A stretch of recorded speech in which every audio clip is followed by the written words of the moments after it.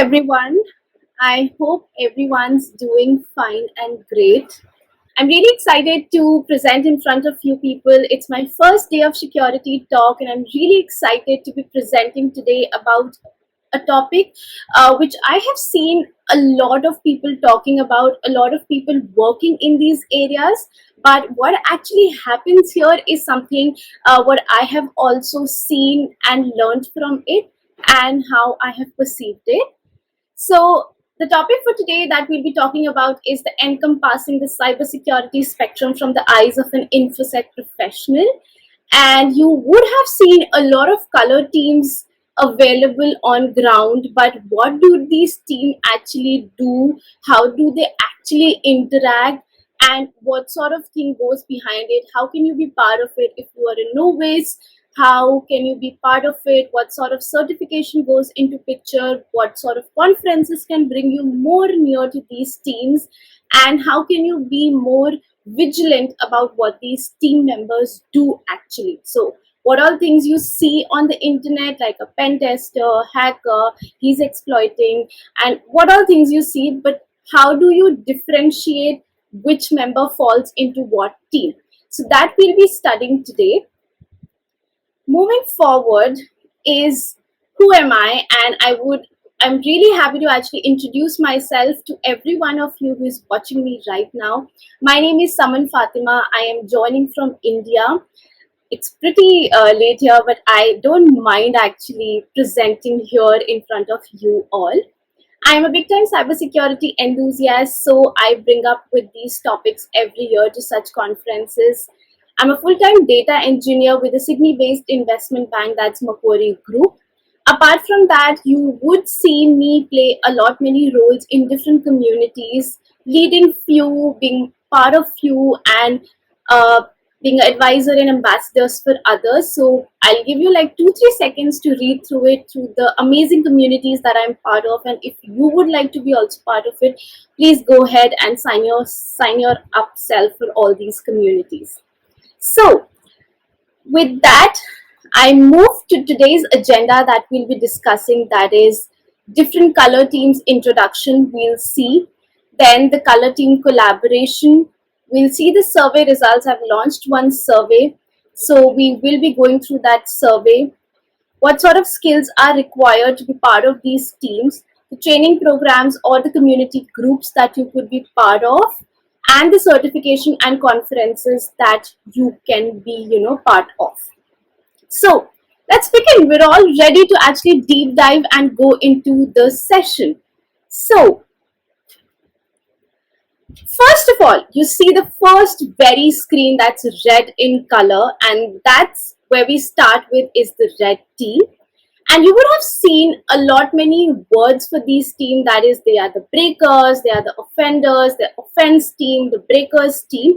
So yes, this is the same team, the breakers, and these team members are usually the main people to strengthen the organization's security posture, and they actually work a lot with hacking and exploitation, and see the TTPs, that is the techniques, tactics and processes that is consumed by the organization, and they try to break that. They try to imitate themselves as an attacker, and then they try to break the controls of your organization so that you are better equipped with, if an external person is attacking you, this particular team does that before it, so that they know whatever TTPs are employed by the organization, that is safe enough. They cannot be attacked by any of the attacker from outside.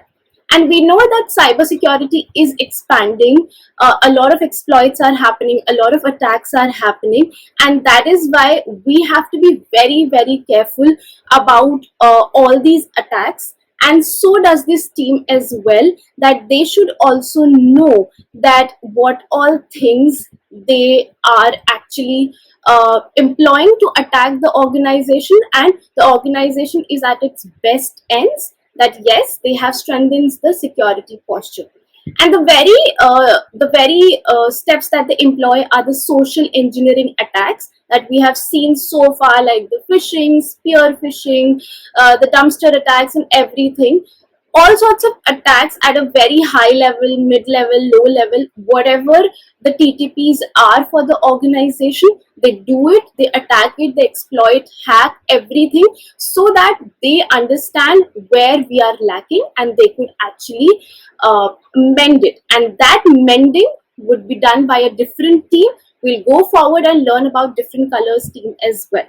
So this was the red team, who are the breakers, and they overcome a lot of things, and they attack a lot of things so that you are at better hands. Moving ahead, we see a fresh color again. So all the blue favorites here. We come to the blue team, and blue team and red team have to work a lot parallelly. But let's just first deep dive and understand what are blue team members. So you would have heard a lot of common terms like defenders, or some teams who work on the defense end, and that's the blue team members. So they actually defend to what has been attacked. They actually work on those incident responses, and they help to provide a defense sort of material. When we talk about red and blue team, see, it's very, very important for both the teams and for the coming teams as well. For especially red and blue team, it's very important to understand the network controls, the architecture, how your organization is actually working. The techniques, the tactics, and processes have to be parallelly known to both the colors. That's both red and blue. Why so? Because when the red team will know all these structuring, they'll be able to better attack and see where we are lacking. And when the blue team has to defend something, has to provide a strategy for anything, for any of those attacks, the team has to know the entire structuring as well. If they do not know it, they would not be able to protect the organization's critical assets. So it's very, very important for the team, both the teams, to actually understand the dynamics of the organization, what is used, where is used, how it is used, all sorts of things. So that is how they could attack and defend at their own ends. So when we talk about blue team, they are the defenders, they protect the organization's critical assets. And the next biggest disclaimer which comes into picture is when somebody is part of blue team or red team, since we know that cybersecurity is a beast, yes, it is, and it's elevating, changing, updating itself every day, every minute. So these teams, once created, do not have to just rest off. They also have to adapt with the recent changes to what has been done to security controls, to the security postures, and they have to keep themselves updated. And likewise, once they are adapted to the new changes, they have to bring the same strategies to their teams so that they're able to better attack slash defend whatever for whatever data or critical assets they want to protect it from. And blue team usually employs things like risk assessment. When we talk about a lot of threats and vulnerabilities directed towards the organization, the risk assessment is very important, which actually is a score that how much risk factor is there for your organization and how you have to work it around.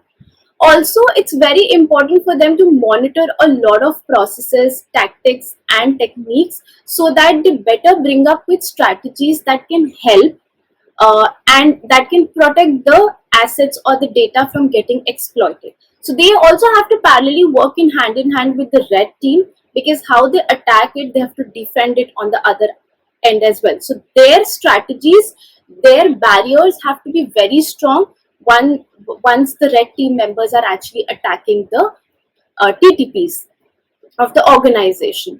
And last is with blue team, education of employees is very important. When you know that you're defending, when you know that the environment of the cybersecurity can change every day, it's very important for you to be more adaptive, more educated to what all changes have been coming, and how can you make changes in your existing strategies or controls that you have built up to defend to different sorts of attacks. So that is how we conclude red and blue team, and they work actually parallelly. One is attacking, exploiting, and one is actually defending. So one has to know everything, the other also has to know everything, but in with respect to how do you get inside, so your system should not be that weak. That is what blue team has to do. They have to defend, that their system has to be defensive on that and their strategies and everything. And we've seen in a lot of organizations there's a very healthy exercise as well, red versus blue team, where red team is actually attacking certain data which is a dump data, which is not used in the production, but just for practice, just for understanding how does two teams work. So a team is attacking, the other team is defending, and there's like a fun environment in the organization. So that's something how you can better understand red team and blue team and how do they work in the normal view. So moving ahead, we come down to a team that is very, very, newly added, and that's the purple team. You would have heard a lot about the purple team on all across the internet, and you would see that it's getting really famous, and a lot of the people are talking about purple teaming. And what is actually purple teaming? So it's not like a permanent team sort of stuff, but just to increase for a dynamic partnership between the red and blue team, and also to maximize the effectiveness, the purple team comes into picture. One Once a team is working with both red and blue team to understand the functionalities of what these two teams are respectively doing, and that's how you actually create and maximize those effectiveness in the process, for a greater partnership for better results. So purple team is that is the collaboration between red plus blue team, and that is how you see when members having the expertise of red plus blue team working together, or purple team actually inclined and working to go with red or blue team, just to make them know like where did they miss anything, or something has been overdone, or something has to be done in a different way, or a different strategy has to come into picture. So the purple team plays that role when we talk about the collaboration between red and blue team. Moving ahead, we come to a very, very great team that you would have heard, you would have even worked as well. That's a yellow team. So, all the yellow team members, if any are there in the audience, is just a great hi for you all. And yellow team is a very, very crucial team as well, because they are the builders, and whatever application security, whatever code you are moving down across to the production environment or to the higher environment, how it's getting set up, how it gets moved, how you're actually building the solutions and systems for your organization, is that what a yellow team does. So when we talk about what does this team comprises of, so if I just take an example, like for example, you get a business requirement that you have to create so and so things and have to be moved to the production by like end of this month. So when you come back and when you analyze those requirements, when you sit down with your team, so your team has to consist of certain members who would build that particular code and push that into the production environment. So for example, the architects and the software engineers gets down with all those designing of the business requirements. They set up everything. Okay, we have to do this. They design everything and put it forward to the developers, that is the application developers, and they code it in a specific language, in a specific IDE, and they do all sorts of coding there, and they then hand it over to the testing team. So the testing team is the team who actually does all sorts of rigorous testing, the static testing or the unit testing, everything they do it, that whatever results were expected, we get it. All sorts of vulnerabilities, if any, we are removing it. There's nothing of that sort. And if there is, we push the code backward to the team again, and they mend it and then give it back for the testing again.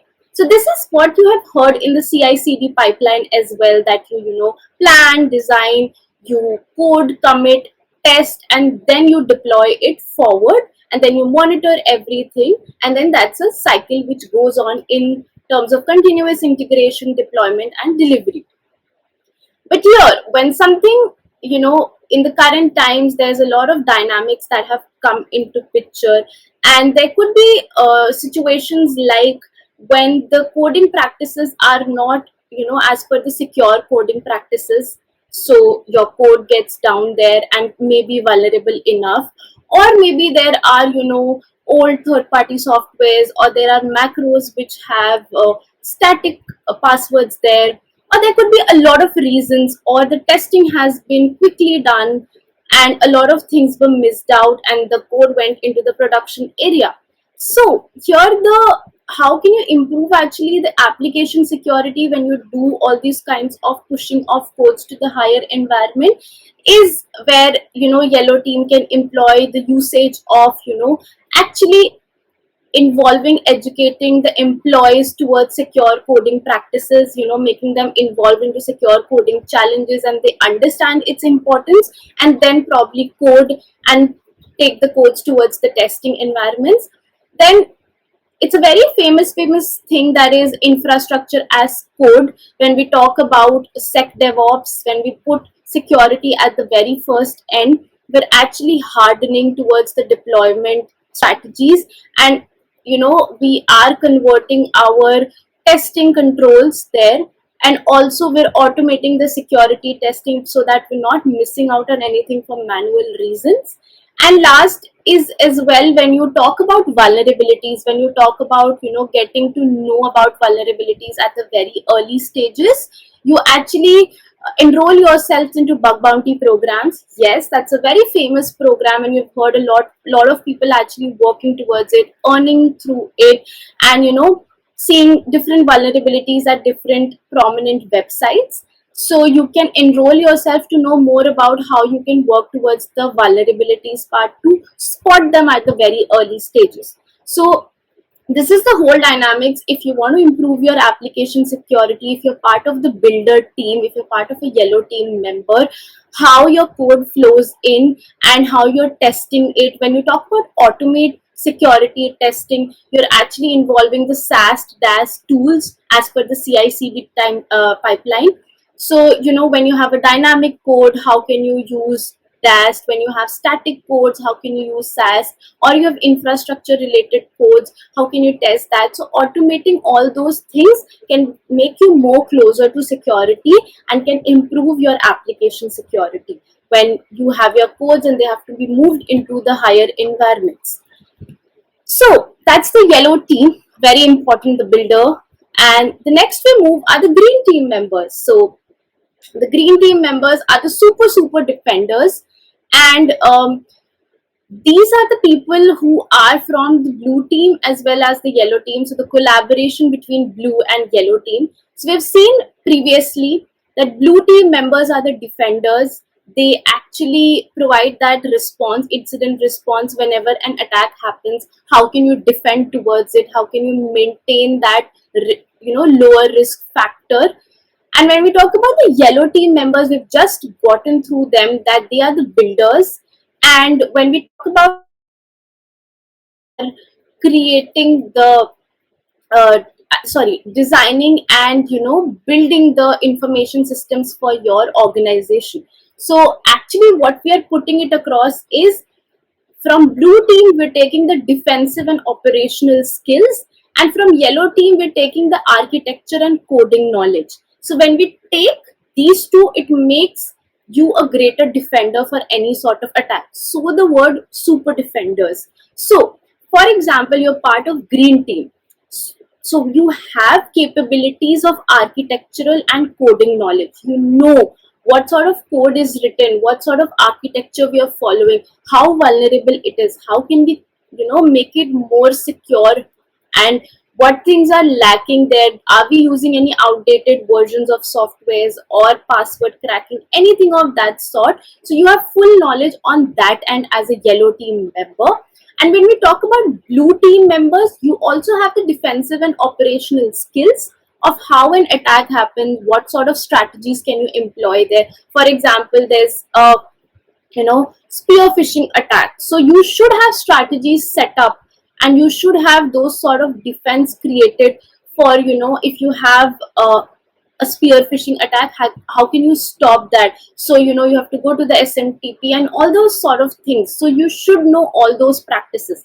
So when you have a defense strategy created there, and when you have the architectural and coding knowledge, so that makes you more defensive towards the attack that is happening on your end. And this is something is very important.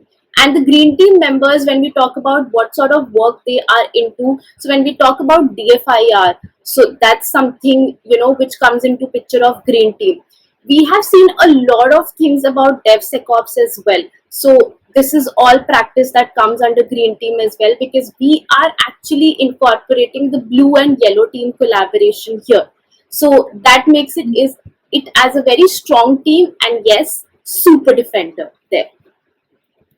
Next, we move to the orange team members. So yeah, we have an orange team as well. So once we've moved past red, blue, and purple, we've just seen collaboration of those teams. So these are all the secondary colors which are created through the primary colors. So you would see a lot of these things here. So with orange team, we have the capabilities of red, that is the attacker team, and yellow, those are the builder team members. So we are incorporating these two teams and making them a team called orange team. So just a refresher, red team are the attackers who are hacking or exploiting, so that your TTPs are better judged, that any external attack once done, it doesn't affect it. So they are continuously doing that. And the yellow team members are the builders who are actually into the process of designing an information system for you and putting that up, building that up for you, and where you employ all sorts of application security controls. So the orange team members are mainly when you have the attacking capability members as well and the builder capability members as well. So you work more towards the secure development training. So the training given to the employees, so that they are better equipped of how they could maintain their architectural and coding knowledge, and how they can use the hacking and attacking features as well. And you also bring up more on the security practices, because security comes first in both these teams, red and yellow, and that is why orange team works more on the secure side. And this ultimately builds up better systems and solutions, because when you have those attacking capabilities, and yes, you have the yellow team, so they will build something, system solutions for your organization. So this can help better build on those levels. So that's the orange team, which is the collaboration of red plus yellow team. And so far we've learned about a green team, orange team. They are the collaborations of different teams. So I just wanted to mention it here that they are not like permanent teams, but yes, to maximize the effectiveness of these respective teams, there's a new team that we have as green team, orange team, so that they could better maximize and have better results. When two teams collaborate, when two strong teams collaborate, they can end up increasing the effectiveness and making your organization less exploitable. So that's the reason that these color teams comes into picture. And the last team that we cover here is the white team. So when we talk about white team, we have seen a lot many colors so far, and now we're talking about white team. So these are the neutral team. This is a very neutral team, and they do have a lot of non-technical responsibilities. So far, what teams we have seen is red, yellow, green, orange, blue. They have a lot of technical responsibilities, that they have to defend, that they have to attack, or they have to build something, and that has to be very secure. So a lot of technicalities are involved there. But when we talk about white team, they are actually the mixture of a lot of senior technical members, the business sponsors, the management side. They actually let the back-end teams, like all these color teams which we've talked about, to communicate, to resolve on matters, to work on the remediation part, to guide them how things have to done. They are the upper level people who work on all these levels to interact with all these teams to get all sorts of secure practices into picture. So the white team is that team, and I know by now, while I'm speaking, a lot of you would have, you know, have faces in your head that okay, those were the white team members in my organization. So these are the neutral team members, and they have a lot of non-technical responsibilities when it comes to having a proper strategy, working on the governance and maintaining that compliance, reducing that risk score, and managing all these teams, how they could interact, communicate, and everything. So that's what the white team is actually entitled to do. And that's the major benefit of having a white team, so that we have a neutral team, so that when there is conflict between teams, there is a neutral team which can help with all these things. So far we've done all of the colors, all of the prominent colors that you would see in an organization working, and what all things they work on, what are their responsibility, what they are attacking or defending or building, or what sort of work they're doing as collaboration. So we have completed that.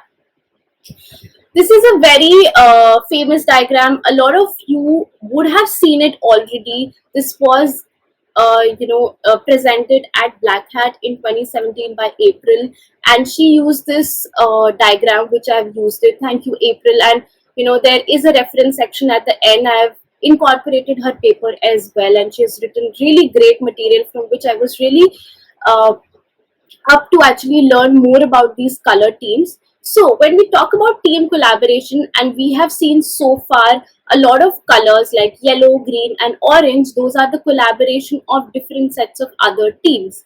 So when we talk about red, blue, and yellow, they are attack, defend, and builder teams. And last, we've seen purple, green, and orange. So orange is when you involve attack and builder both. Green is when you have builder and defender both, and purple is when you have attacker and defender teams both.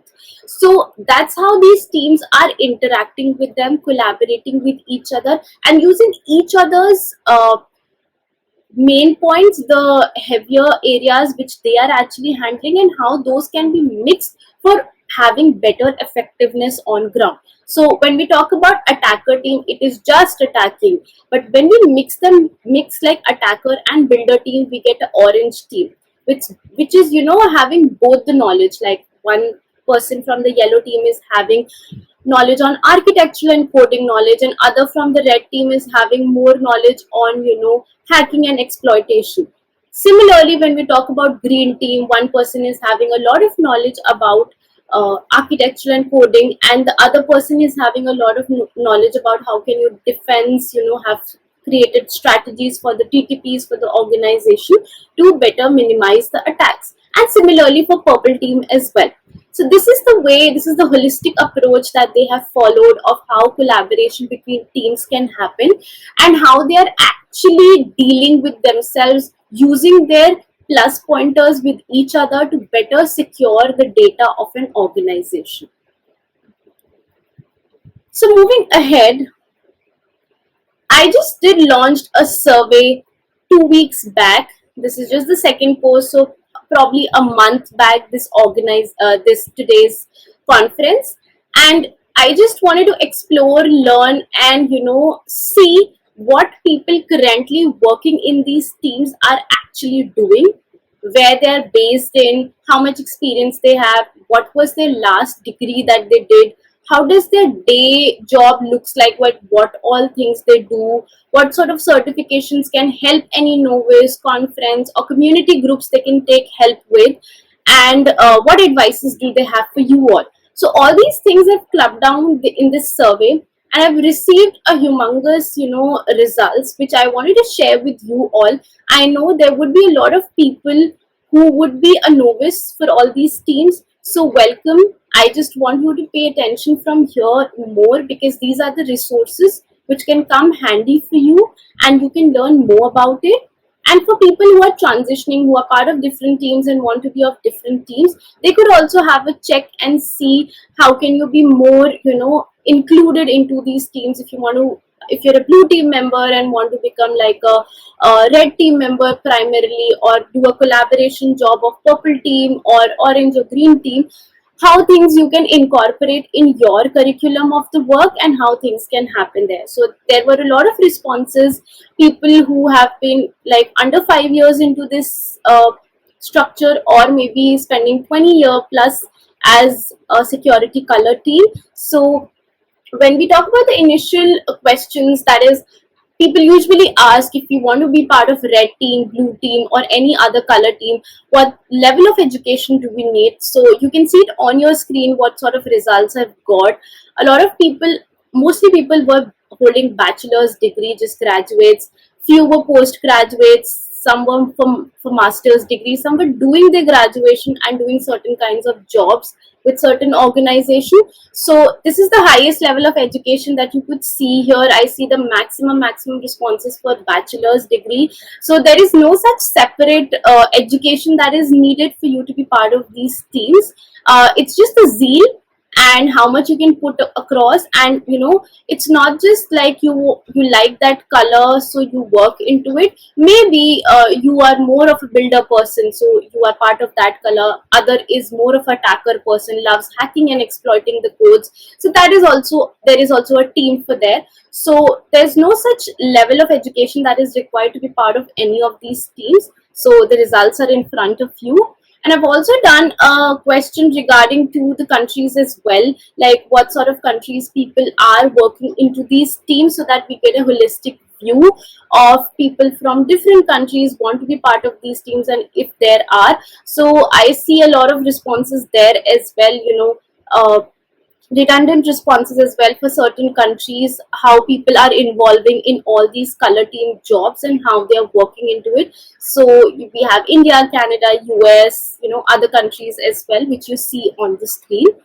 Don't worry, I would publish these slides onto my GitHub account. I'll put that across so that all of you could take some time, go through these survey results, and plan it up for yourself. So this survey, I intended to use it for beginners and people who want to transition.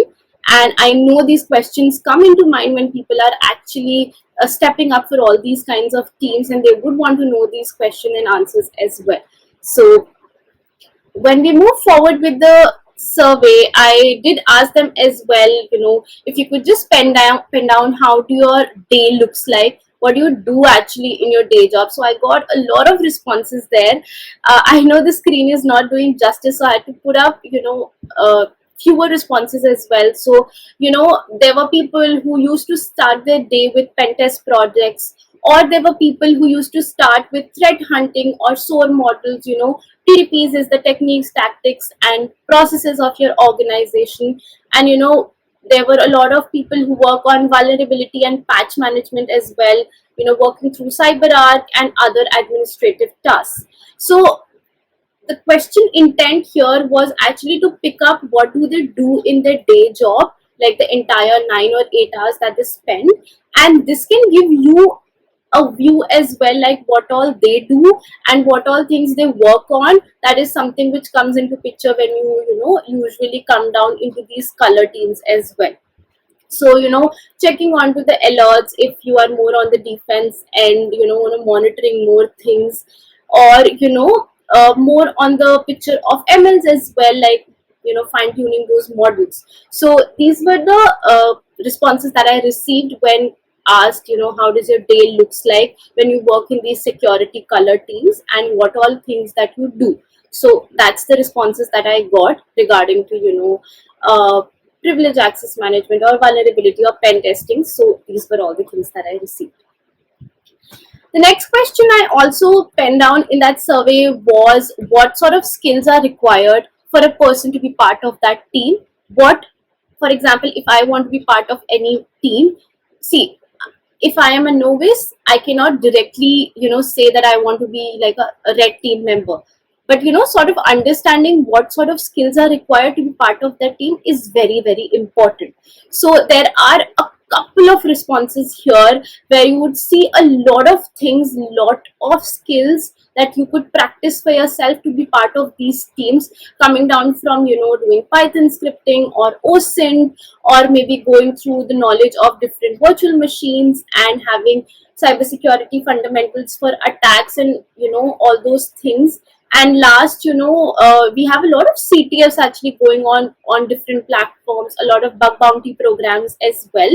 So those sort of things. And yes, there were responses like, you should have good computer system knowledge, good computer networking, and know one language at least. And if you have a deep down inclination towards penetration testing, so you should know more on that end, and good writing skills for the reports as well.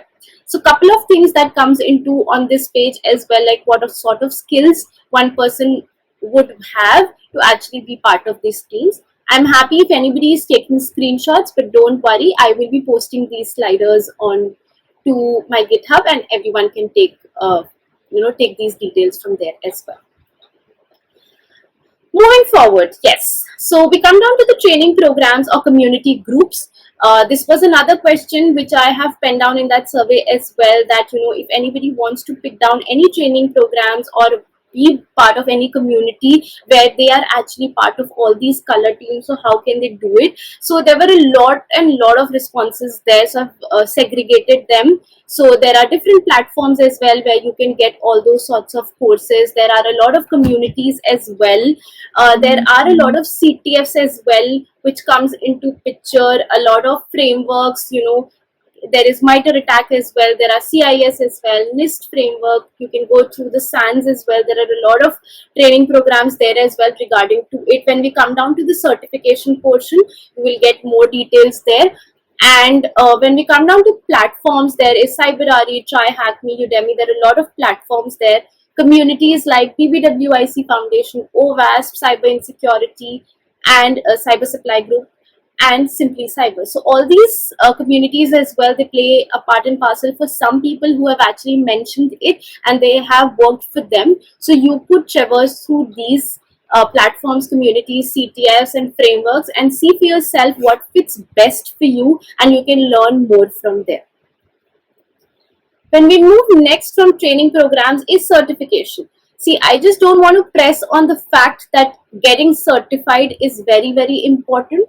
It's not important, but still, if anybody is looking for getting certified in all these areas, these are the certifications that people have done as part of security color teams. So you can see SC200 till CISSP is also included, CCSK is there, then we have the GREM, that's from SANS, and then we have a lot many others as well. We have PNPT, we have 0 point certification, 0 point security certification, we have the SANS Red Teamer certification, and the eLearn security certification. So you can go through these certifications online, see what do they actually require and how much is the cost. If there are any free resources that you could get all those things, study, and then give those certifications and learn more about the security color teams, which comes down under every certification at a very different level. Next is, a lot of people want to be part of conferences like you are today for Day of Security. People want to be part of more conferences which are more inclined towards the security color teams, and how can you know and be part and participate there or be a speaker or be a attendee there. So these are a couple of conferences that I've gotten from the survey. That's DEF CON, Splunk, SANS. There's Blue Team Village, NullCon, there's AttackCon. There is one conference as Purple Hat, there's Hacker Halted. Few of them are coming in the later half of the year as well, like Hacker Halted is also there. Then we have TDI, that's the Diana Initiative. We have Black Hat coming down as well, RSA. Triple C is the Complexity Computation Conference. And yes, the local B-sides always comes handy there. So you can also be part of the local B-sides as well. Okay, next, when we go from there is last, I asked one question, that is, what one advice would you want to give to a novice who wants to transition or who wants to start with this career? So yes, the very common advice that came is, learn, network, and share. Clearing your basics is very, very important. Jumping directly to a high level attack is not very recommended. Actually sitting down at home, probably going through different labs, like enrolling yourself for one. And I would also always stress like press on the factor that always go for free resources. Do not pay at the very starting. Try to search for labs which gives you a holistic environment, which gives you that environment where you could actually test for yourself, see different things in that home lab setup, and you can understand different tools, different methodologies, how one things go from the other step to the different step. So that is something very important for you to be part and parcel of that process, and then probably get out and then look for jobs or maybe anything that you want to do. For the JDs would come handy there, to understand like they need so and so things, you need to understand all these things there. Also, if you want to be like a red teamer or a blue teamer or any of those teams, I just wanted to mention that understanding the basics, like learning about networks, your operating systems, and the fundamentals of the application, that is very important. And then when you have the basics in structure, when you have free resources, probably then connecting and networking with people who are into this field, who are employed into this particular red team, blue team, or any other team that we have learned here. And then probably understanding that if you are a coder, like for example all the coder people who we see here, if you are a coder, then understanding more, like if you are coding in Python, then understanding what sort of vulnerabilities can come in my ID, how can I overcome through it. So you have to better understand at what you are doing and do you like doing it or not. So researching about things. So there was advice as well that having a knack for research and learning new things every day, so that's also very nice. And learning is one thing that can never stop at any age. So try going through free resources, what all resources that I've shared before, and you can actually get a lot of materials. It has helped a lot of people. What I've seen from the survey, they were really happy from all those resources, which what actually have helped them, and maybe would have helped a lot of people if you would have also done it. So try go checking all those things and keep yourself stick to basics first, and then going down to intermediate and then the advanced levels. Okay, at last, that was actually the end of the survey result, and I was really happy actually penning all them down up for people who actually want to start it or want to transition actually, and that was actually the intent that I put up that survey, to get more real time data from people who are actually into this profession. So at last, I just wanted to quote this, that previously security used to be an inconvenience, but now it's really a necessity of all these times. So security is very important at every aspect of your work. If you're a red team, blue team, yellow, green, orange, white, any team, purple team actually, but it's very necessary to pick it at every step. It is no longer like an IT process, but it's more like a necessity now that you have to do it. If not, your data gets exploited all across. And yeah, with all these team members, we've seen a lot of collaborations actually, red, yellow, green, purple. So when all these teams work together, they bring more knowledge together. When we have yellow, green, all of those colors working together, they become a greater resource, and the team is what we see. When people work in teams, it results into greater effects, greater results, and maximize the throughput of your team.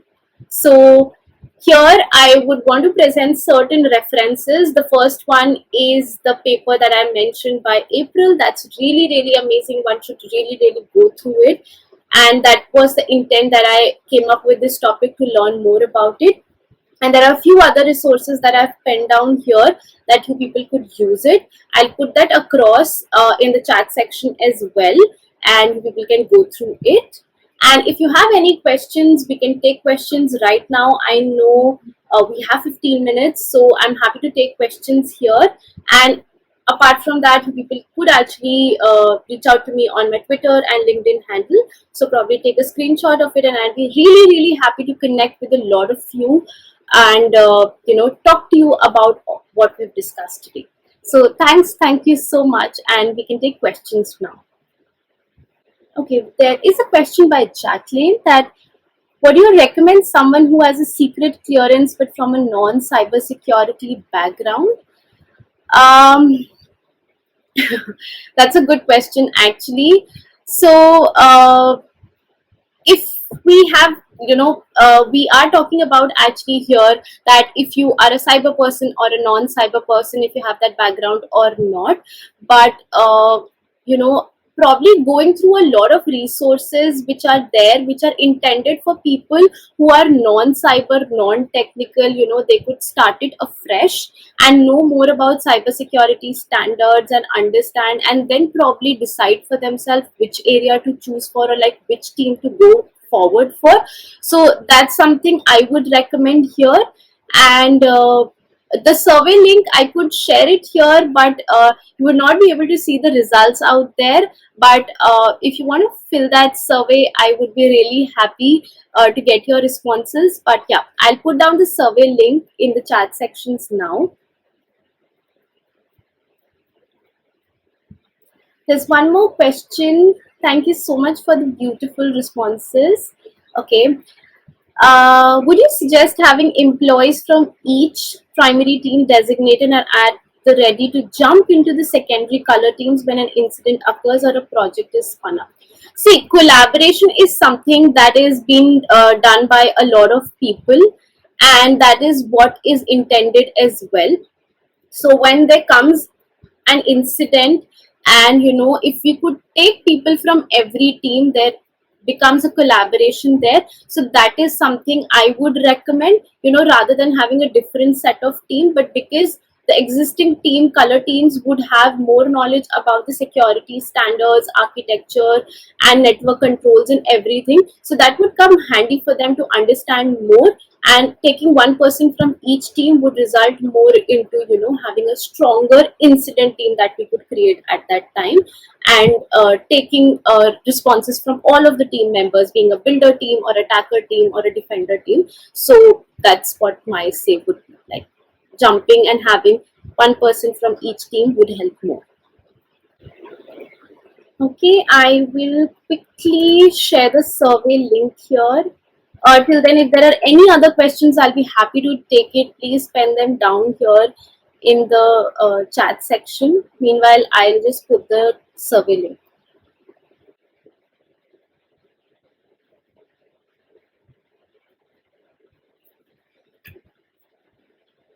That's the survey link.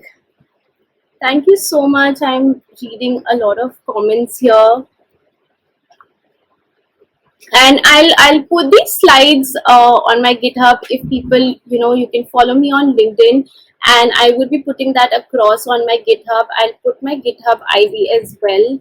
I'll put it post this session, and you people can take the sliders from there, and there you can actually